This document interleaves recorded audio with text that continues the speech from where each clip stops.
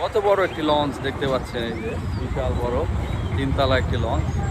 এই লঞ্চের কেবিনগুলো কিন্তু চমৎকার হয়ে থাকে, একদম 5 স্টার মানের হোটেলের মতো হয়ে থাকে। সকাল সকাল একটি রিক্সা নিয়ে বেরিয়ে পড়েছি।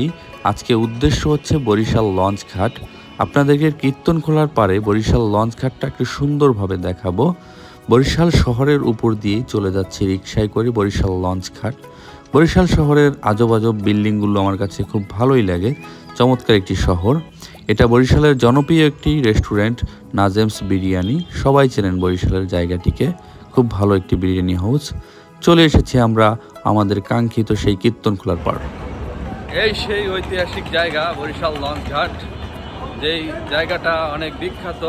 বরিশাল লঞ্চ ঘাট, কীর্তনখোলা নদী। এখন একটু ঘুরে ঘুরে দেখছি নদীটা, ভালোই লাগে। বরিশালের বড় বড় তিনতলা চারতলা লঞ্চগুলো এবং লঞ্চ ঘাটটা অনেক সুন্দর করে বানানো হয়েছে, দেখছেন। চমৎকার একটি জায়গা, নদীর পাড়ে অনেক বাতাস, কোনো গরম অনুভব হচ্ছে না গরমের সময়ও। চমৎকার দেখতে পাচ্ছেন। আর আজকে আকাশটাও কিন্তু অসাধারণ, এখানে কিন্তু অনেক মানুষ ঘুরতে আসে।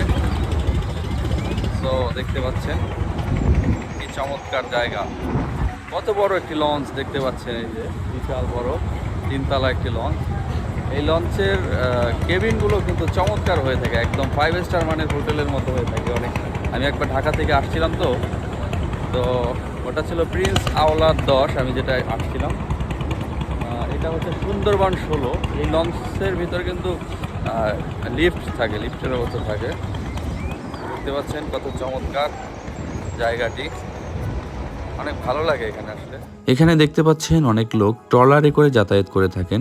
এরা মূলত ওই পার যে চর কাউয়ার রয়েছে, যেটাকে কাউয়ার চরও বলে অনেকে, সেখান থেকে বরিশাল শহরে যাতায়াত করে থাকেন।